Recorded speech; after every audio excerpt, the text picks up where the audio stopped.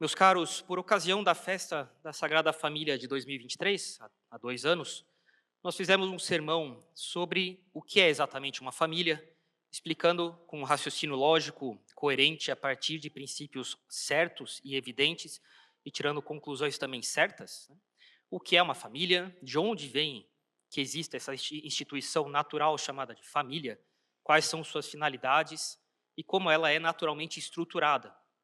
Por que que ela é naturalmente indissolúvel e por que que ela é naturalmente monogâmica. Nós explicamos a estrutura natural da família, como é que a família é objetivamente falando.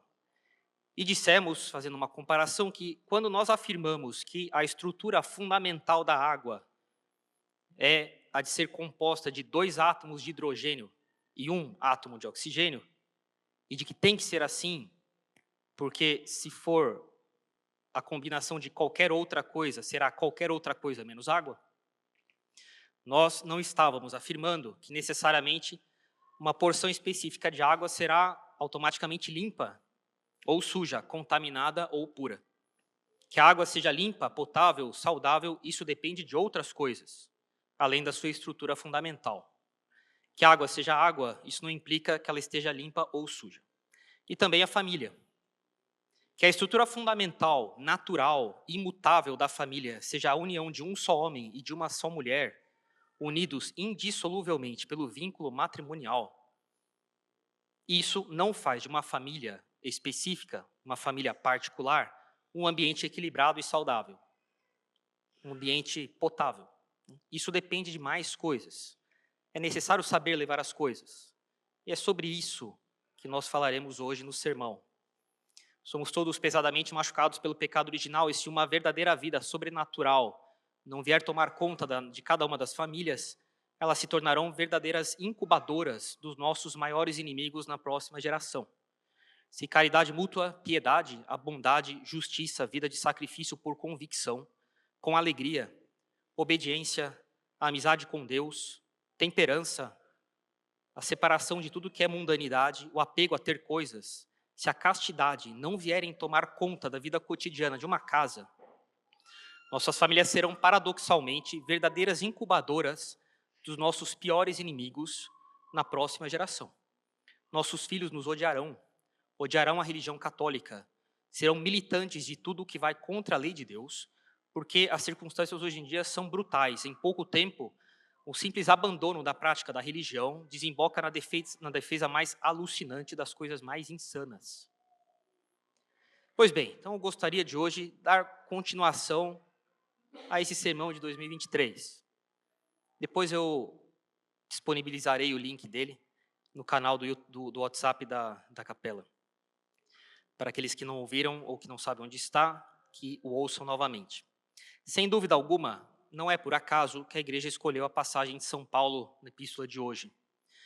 Irmãos, como eleitos de Deus, revestivos de entranhas de misericórdia, de bondade, humildade, doçura, paciência. Suportai-vos uns aos outros e perdoai-vos mutuamente toda vez que tiverdes queixa contra outro. Como o Senhor vos perdoou, também perdoai-vos uns aos outros. Mas, acima de tudo, revesti-vos da caridade, que é o vínculo da perfeição. Triunfe em vossos corações a paz de Cristo. Oh, que coisa fantástica. Que um coração tenha sido conquistado pela paz de Jesus Cristo. Para a qual fosse chamados, a fim de formar um único corpo. E sede agradecidos. A palavra de Cristo permaneça entre vós em toda a sua riqueza, de modo que com toda a sabedoria vos possais instruir e exortar mutuamente. Sob a inspiração da graça, cantai a Deus de todo o coração salmos, hinos e cânticos espirituais. Tudo quanto fizerdes, por palavra ou por obra, fazei em nome do Senhor Jesus, dando por ele graças a Deus Pai. Bem, quem aqui que é casado, que é pai, que é mãe, você que é filho, filha, quem não pensou agora, dentro de si, ao ouvir essas coisas, mas, poxa vida, isso aqui seria fantástico. Eu também acho. E nós sabemos que nem sempre é sempre assim. E com o tempo de vida, nós vamos percebendo que onde não reina a caridade, onde não tem fraternidade católica entre as pessoas em casa, é porque, de modo geral, existe uma ou outra coisa que está faltando nas entrelinhas. Não é muito óbvio. Os pais querem fazer o melhor deles. É muito raro ter um pai que, não quero ser um bom pai. Isso é muito raro, né? Que não se preocupa com isso. De maneira geral, os pais, as mães querem ser bons pais. Agora, a noção de bom pai e boa mãe merece uma explicação. Na maioria das vezes, os membros da casa não veem, não percebem. Até já passou pela cabeça de um ou de outro, mas não pararam para pensar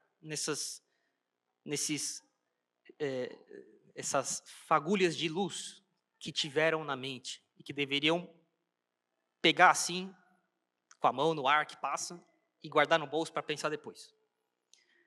E as coisas continuam indo não muito bem, ou vão mal mesmo. Não precisavam ter chegado onde chegaram. E quem vê que a própria família está com problemas, mais problemas, menos problemas, vai vendo com o tempo, aos poucos, que ela também colaborou, a própria pessoa que vê essas coisas, ela também vê que ela colaborou para que as coisas chegassem onde chegaram. Como diz o livro dos Provérbios, a mulher sábia edifica sua casa, mas a mulher insensata a derruba com suas próprias mãos. Isso vale para os maridos também, vale para os filhos também. A pessoa sábia edifica sua casa, a pessoa insensata a destrói com suas próprias mãos. Mas padre, será que se eu casar com tal pessoa vai dar certo? Essa pergunta não existe. Pelo menos não desse jeito. Óbvio que você tem que escolher bem com uma pessoa que dá esperanças sólidas de que encaminhará bem as coisas. Mas até as duas pessoas mais sábias do mundo, se casarem entre si e não souberem levar as coisas direito, vão destruir a casa delas com as próprias mãos. Não existe destino, cara. O meu sacerdócio, ele vai ser daqui 20, 30 anos o que eu faço todo dia. Não tem resposta para como é que eu vou terminar minha vida. Eu não sei como vai, nem tem como saber. Vai depender de como é que eu faço as coisas todo dia. Na casa de vocês também é assim. Pois bem, como falávamos muitas vezes, as coisas chegam num ponto que não precisavam, onde não precisava ter chegado. Por causa de uma outra coisa que faltava ver, um jeito de lidar com as coisas, um certo ângulo de visão. Como diríamos lá no interior de São Paulo, um golpe de vista. Que é fruto da falta de se dar conta do tamanho que as coisas podem chegar daqui 20 anos, se você não se corrigir disso ou daquilo. Pecados veniais, frequentemente, mas que depois de 20 anos vão dar muitos problemas. Negligências leves, mas que vão se acumulando. O cônjuge vai ficando cada vez mais cansado, sem esperanças de melhora, porque vê que você não tem uma disposição nítida, visível, de estar sempre melhorando. O cônjuge vai desanimando, os demônios não perdem tempo. Eu costumo dizer que se 2 jogadores de truco no bar são tenazes, imagina os demônios. Né? Eles não largam osso até verem que, enquanto veem que dá para conseguir alguma coisa. Os demônios não perdem tempo, ficam o tempo que for necessário falando na mente da pessoa que ela está perdendo o tempo dela ali. Que ninguém reconhece o trabalho dela, que os anos vão passando e nada muda, só piora. Que ela deveria ter casado com outra pessoa, deveria nem ter casado. E os demônios fazem as pessoas não verem tudo que foi sendo feito de bom, todo o bem que a família ali tem e o potencial de bem que ela tem ainda. As almas que Deus foi confiando para ela pelos filhos, o crescimento intelectual dos filhos, a formação que vocês foram dando para os filhos, que tem lacunas, mas que criou gente que tem caráter, gente que pouco a pouco vai sendo formada. A pessoa vai ficando cega, pouco a pouco. A pessoa não vê que quando se casou, que a vida dela finalmente foi melhor encaminhada do que se ela tivesse ficado solteira. Quantas pessoas teriam evitado um monte de bobagens, de loucuras, se tivessem casado mais cedo, cara? E vão criando uma visão errada da felicidade, que vai ficando amargurada, até que uma hora a pessoa explode. Já contei isso várias vezes, sempre repito, porque a repetição é a mãe dos estudantes. Uma vez eu estava no primeiro ano do seminário, sem batina ainda, não tinha recebido a batina, conversando com alguns padres e seminaristas, no momento lá de recreação, de intervalo, no jardim de trás do seminário. E falávamos de um padre que havia deixado seu lugar de origem, sua congregação,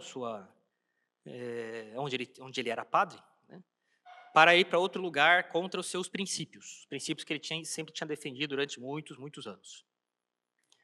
E eu, ainda na minha inocência de primeiro-anista de seminário, falei assim: mas padre, eu não entendo como é que um padre faz isso. E aí um padre disse assim: Luiz, quando você fizer a ética de Aristóteles, você verá que ninguém nasceu para ser infeliz. E quando a pessoa é infeliz, cedo ou tarde, ela quebra. Isso aqui eu nunca mais esqueci, né? Faz 20 anos. Então, quase 20 anos. Então, a pessoa vai começando a ficar cada vez mais infeliz, porque vai deixando entrar na cabeça dela coisa que não deveria ter deixado. Infelizmente, as pessoas têm pouca sutileza ao perceber o que acontece dentro delas. Pouca sagacidade, pouca luz para se darem conta do que acontece dentro delas, na cabeça delas, no coração delas. Elas não pensam a maior parte do tempo nisso. Deveriam pensar, hein? Deveriam prestar atenção no que está passando dentro da cabeça. O que está acontecendo comigo? O que eu estou pensando? De onde vem esse pensamento? O que isso aqui vai acabar dando? As pessoas não fazem isso. É o que falamos o tempo todo para vocês fazerem, prestar atenção no que acontece dentro de vocês. Mas muita gente nem sabe que tem que fazer isso. Elas nem param para pensar que precisam desconfiar delas mesmas, das coisas que passam na cabeça delas, dos sentimentos que aparecem. Tem gente que acha que tudo que passa na cabeça precisa ficar dando atenção. Não precisa dar atenção para um monte de coisa que passa na cabeça. Tem coisa que aparece e nem precisava dar atenção. Deixa embora, vai fazer outra coisa. E a pessoa fica lá, dando atenção para coisa que não era para dar atenção, que apareceu na cabeça dela, que ela nem foi atrás de ter. Ah, padre, mas apareceu. Então, mas não é para dar atenção. Elas acham que não tem nada a ser fiscalizado, analisado, examinado dentro delas. Elas acham que porque apareceu dentro delas, automaticamente não tem problema. Não é assim, não. E essa fineza de visão nós vamos adquirindo com o tempo, à medida que vamos fazendo o esforço para entender o que acontece dentro da gente. Né? Quantas vezes na vida de padre já vi gente falar assim, ah, padre, eu não sei se eu consenti ou não. Ah, não sei se na hora apareceu uma advertência dentro de mim que me dizia que eu não podia fazer. Ok, isso pode acontecer uma vez ou outra, hein? Mas de maneira habitual, não. Quer dizer, a pessoa ela é uma completa cega dentro dela, isso não pode acontecer. Então, se a pessoa nunca sabe se ela consentiu ou não, se ela nunca sabe se estava certo ou não, se ela sabia, né? Se na hora ela viu, se ela nunca sabe perceber essas coisas, então não vai ser eu que vou saber. Só tem uma pessoa que sabe isso, é ela. Ninguém mais pode saber o que aconteceu dentro dela, e tem que saber. Né? Então, isso tem que saber. É uma coisa que pode acontecer vez ou outra. Ah, não sei se eu consenti ou não. Mas o tempo todo isso acontecer, não. Ir conseguindo ver se passou isso ou não pela minha cabeça, se eu consenti ou não, se eu tive advertência ou não, é uma coisa incontornável na vida. Né? Todo mundo tem que saber fazer isso. Porque senão os demônios vão fazer de você e da sua família o que eles quiserem. Por isso nós ensinamos as regras para o discernimento dos espíritos, Santo Inácio. Né? E, dito isso, vamos dar justamente algumas considerações importantes, que, como eu disse, é um certo golpe de vista que falta na pessoa para ela perceber onde é que ali, nas entrelinhas dos atos dela, ela está falhando. Revesti-vos as entranhas de misericórdia, de bondade, de humildade, de doçura, de paciência, suportai-vos uns aos outros, perdoai-vos mutuamente toda vez que tiverdes queixa contra outro, de São Paulo. Bem, lá em casa a gente resumia isso aqui dizendo o seguinte, a gente tem que querer gostar do outro. É a mesma coisa dito de outro modo. Porque se você for esperar o outro melhorar, para aí você gostar dele, isso aqui não vai dar certo. A gente tem que fazer força para gostar dos outros. Porque tem hora que está tudo bem, mas tem hora que não está. E quando não está tudo bem, ou a gente faz força para gostar da pessoa, ou vai dar problema. Ah, padre, mas tem que fazer força? Tem. E tem esse tipo de bobagem que é, ah não, mas eu não estou sendo honesto. Ah, tenha santa paciência, cara. Não, você está sendo virtuoso. Ah não, mas eu não estou mostrando o que realmente eu penso pela pessoa. Mas não é para mostrar, porque se Jesus Cristo quisesse que a gente visse o que o outro pensa de nós, ele tinha feito todo mundo transparente. Né? Não é para querer saber o que o outro... Jesus Cristo não quis que a gente visse automaticamente o que passa na cabeça do outro, ainda bem. Né? É para você, de fato, né, fazer força para gostar do outro. Tem horas que... vocês sabem que no Antigo Testamento tem dias que Deus obriga os judeus a se esforçarem para estar felizes. Isso falta nas pessoas. Tem gente que às vezes, hoje eu acordei triste. Hoje eu não estou bem. Mas faz força, então. Finge que você está feliz. Isso vai dar certo. Né? Mas eu não consigo. Então é bom começar a aprender a fingir que está feliz. Né? Isso aqui é virtuoso. Tem que querer gostar do pai que tem. Tem horas que é legal, mas tem horas que vai ter que querer fazer esforço para gostar do pai, da mãe que tem, do irmão que tem, do vô, da avó. Tem que fazer esforço para isso. Tem horas que está tudo bem, tem horas que vai ter que fazer esforço. Isso não quer dizer que você está concordando com tudo que a pessoa fez Não quer dizer que não tenha problemas e que a pessoa não precisa melhorar, não é nada disso.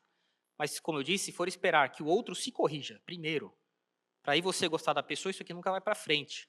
Isso falta muito nas famílias. Fazer esforço para gostar da pessoa com quem você vive. Tem que fazer isso aqui. Ó, aqui em casa, bem, 11 anos de padre, entrando nos 12, zero brigas, já morei com muitos padres. Zero brigas. Lá em São Paulo, uma vez, bem, tinha uma casa do lado, né? E eu e o padre Renato, no jantar, era 9 da noite, a gente ria tanto, que eu ficava até meio constrangido com os vizinhos, porque tinha briga dos vizinhos. Eu ficava até constrangido tamanho contraste que tinha, né? Você tem que querer gostar dos outros, tem que fazer esforço para... A gente esperava um outro para jantar, para não jantar sozinho. Porque se for esperar o outro se corrigir primeiro e não fazer esforço nunca, isso aqui não vai para frente. Né? Vai cuidando da sua vida, vai pensando em caminhar as coisas, mas não fica complicando a vida com a outra pessoa. Vai rezando por ela, vai pedindo que Deus a ajude, vai tendo paciência, porque se você quer que os outros tenham com você, então vai tendo com os outros também em casa, certo? Mas é exatamente o que São Paulo fala, né? Tende misericórdia, paciência uns com os outros. Né? Tem que fazer força para gostar dos outros de vez em quando. Quando, padre? Quando precisa. Triunfa em vossos corações a paz de Cristo, para a qual foste chamados a fim de formar um único corpo. Caríssimos, a noção de bem comum é uma das mais destruídas na nossa época. Bem comum é uma expressão, é um nome que é praticamente a explicação. É um bem comum. Vou dar um exemplo de bem comum. Os filhos. Os filhos são um bem comum do casal. Um pai não pode falar, esse braço é meu, esse braço é seu. Salomão já sabia disso, mandou cortar a criança no meio, a mãe falou, não, de jeito nenhum. Porque você não terá duas meias crianças, você não terá mais nenhuma criança no final, se você cortá-la no meio. Né? Um filho é um bem comum, não tem como dividir, por isso separação dá problema. Uma guarda compartilhada, não sei o quê, é o caos, porque é um bem indivisível, isso é o bem comum. Né? E a noção de bem comum é um pilar absolutamente inegociável para que uma família funcione direito. Você não pode achar, e vocês devem formando os filhos de vocês desse jeito, como a gente foi formado no instituto. Não é para conduzir o seu apostolado, para fazer o seu negócio sozinho no seu canto. É um apostolado do instituto. Isso a gente vê ao longo do ano inteiro, mas quando tem peregrinação para Aparecida, vocês veem que é uma coisa só. Cada lugar tem suas peculiaridades, mas vocês veem que todo mundo se acerta com todo mundo. É um bem comum. Ninguém fica fazendo sua barraquinha isolado dos outros. E assim também em casa. Você não pode achar que você tem que encaminhar sua vida sozinho sem se acertar com todo mundo em casa. Lá em casa era impensável. Bem, eu encaminhei minha vida cedo. Mas eu já sabia como fazer, se fosse fazer, eu nunca fiz.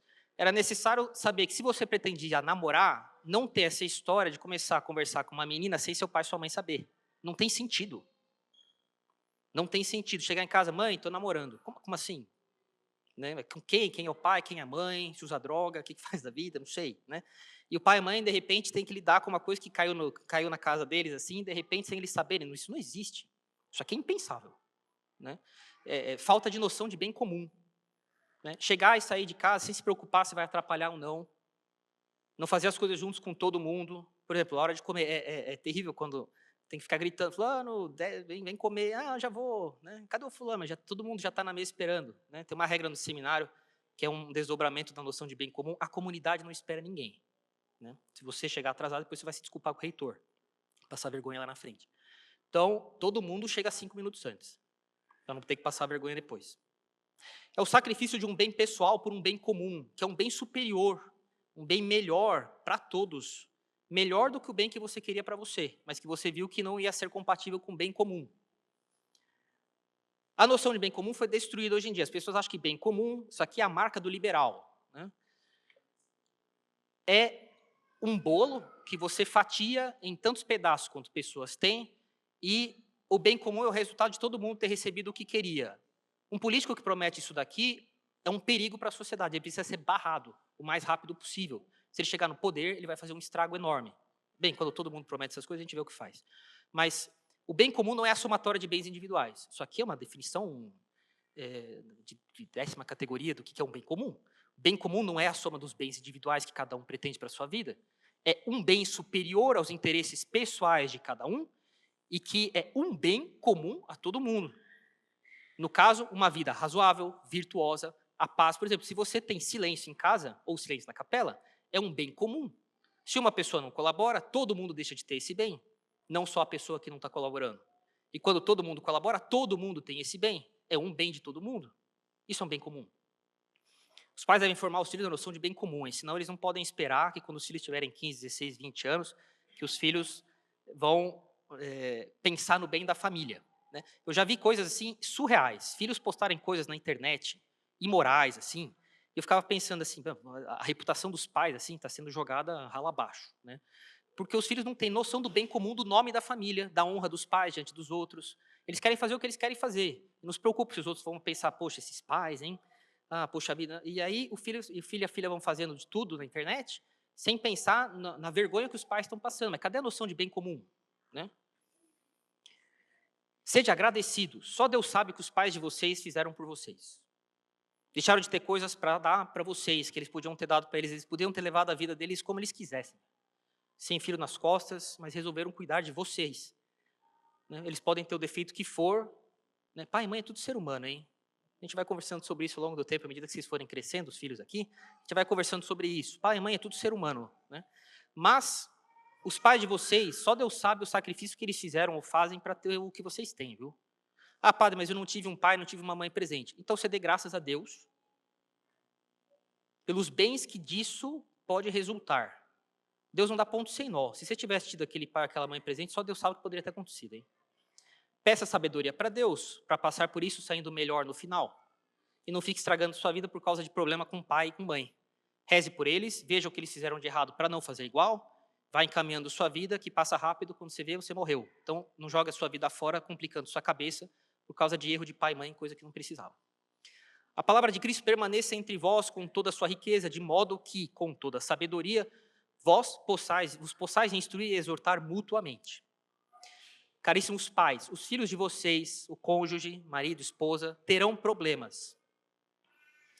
Vocês talvez tenham casado achando que vocês estavam casando resolvendo o problema de vocês. Não é bem assim, vocês sabem disso agora. Vocês sabem que a maioria dos planos de vocês, quando vocês casaram, não se realizou.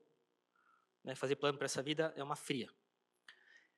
Eles terão problemas. Vocês terão cônjuges, filhos, que passarão por escrúpulos, dúvidas, precisarão entender melhor o que está acontecendo com eles. Os filhos de vocês um dia ficaram apaixonados, terão borboletas no estômago. Explica essas coisas na escola para eles, a partir de uma certa idade. Terão borboletas no estômago. Né? E tem que saber o que está acontecendo. Precisarão de conselho, precisarão entender o que está acontecendo dentro deles, o que está passando na cabeça deles, coisa que passa na cabeça deles que eles não queriam que passasse. E vocês precisarão saber várias coisas para orientar o marido, a esposa de vocês, os filhos de vocês.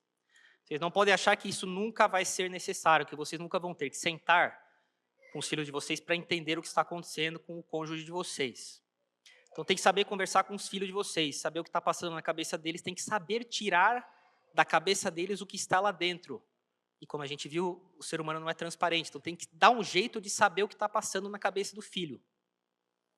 Certo? Há alguns modos sobre isso. Ao longo do tempo a gente vai explicando, mas isso aqui já é importante.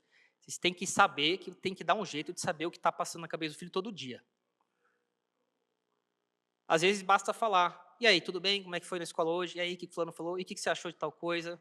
E no meio das conversas, você vai vendo o que está passando na cabeça do seu filho e da sua filha.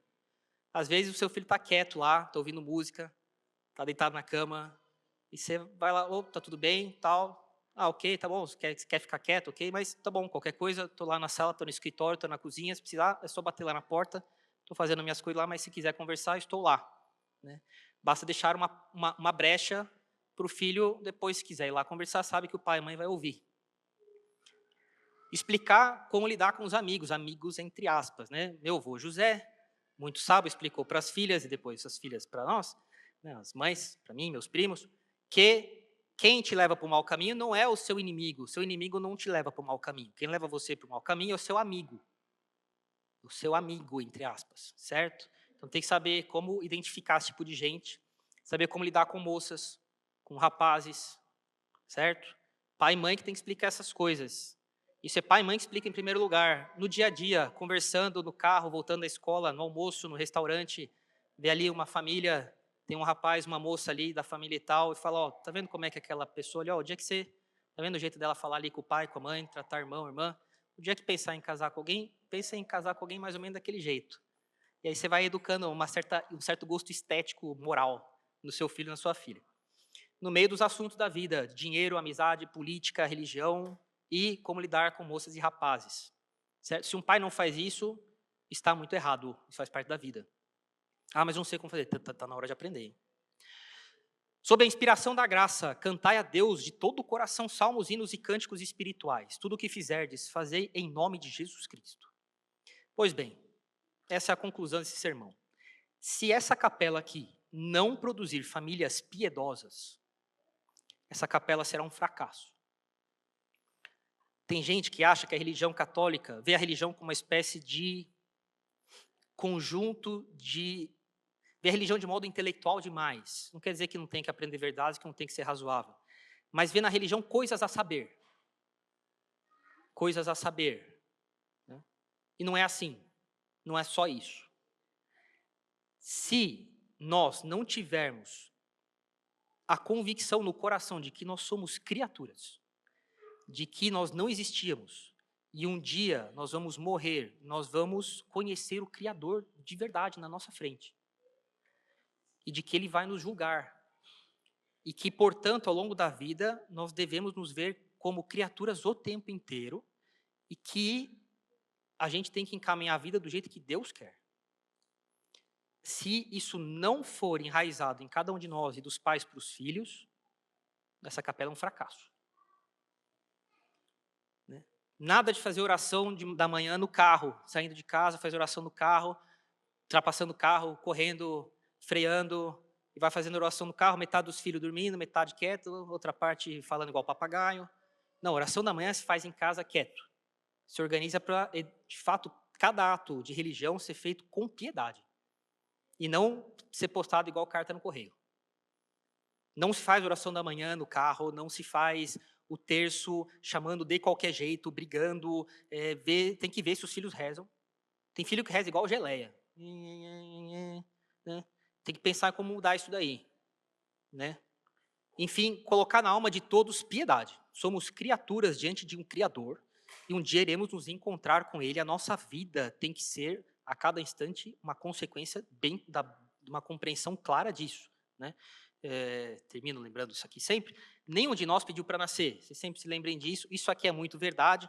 Né? Nenhum de nós aqui pediu para nascer. Mas ao invés de ser igual ao adolescente revoltado, que fala, então eu vou fazer o que eu quiser da minha vida, a consequência lógica dessa verdade, ninguém pediu para nascer, então deixa eu saber o que é, deixa eu ir atrás de saber o que é que quem me colocou aqui quer que eu faça. Essa é a consequência mais óbvia, né? Mais lógica, mais verdadeira possível dessa verdade. Se nenhum de nós pediu para nascer, então deixa eu atrás de correr, deixa eu correr atrás de saber o que é que quem me colocou aqui quer que eu faça. E os pais devem fazer isso, deve ser o espírito da casa, né? Formar os filhos para que eles tenham a noção de que eles são criaturas, de que eles são criados por Deus, de que eles não são frutos da evolução, que eles não são frutos do acaso, mas de que eles têm uma alma imortal, que não existia antes, mas agora que foi criada, ela nunca mais vai deixar de existir, e que é necessário passar as nossas vidas colaborando em casa com caridade, com o vínculo da perfeição, que faz com que todo mundo busque o bem comum de todo mundo, e busque os interesses de Deus para levar uma vida verdadeiramente cristã católica. Né? Essa aqui é a nossa... são coisas que geralmente faltam nas entrelinhas do comportamento das pessoas. A pessoa não para pensar que ela tem que querer gostar dos outros, que ela tem que fazer força para gostar do pai e da mãe, de vez em quando, do filho. Né? Que ela tem que formar nos filhos verdadeira piedade, que ela tem que ir atrás de saber informações, de como tirar a informação do filho, tem que ter traquejo, né? Tem que saber fazer. E é fazendo que se aprende a fazer, certo? Ter erudição para orientar os filhos na vida espiritual, a esposa, o marido. Né? Lembra que São Paulo fala, o primeiro diretor de consciência da esposa é o marido, e vice-versa. Né? Vocês devem conversar entre vocês, saber o que está acontecendo, né? Não deixar a coisa rolar, depois quando vê não precisava ter chegado onde chegou. Né? Perceber se o outro está infeliz. Já vi padre falar para seminarista, olha, parece que histórias que eu já ouvi na vida. Olha, você faz as coisas direito e tal, mas parece que você não está muito feliz. O reitor prestava atenção no seu seminarista. E ele fez o seminarista refletir mais sobre o que estava acontecendo dentro dele, que nem o seminarista percebia. Né? Isso os pais devem fazer assim também. E sejam, então, generosos com Deus. Lembre-se sempre que nenhum de nós pediu para nascer, então, ir atrás de saber o que é que Deus quer de nós. E assim nós viveremos como criaturas diante de Deus, fazendo com que a caridade seja o vínculo entre nós. Em nome do Pai, do Filho e do Espírito Santo. Amém.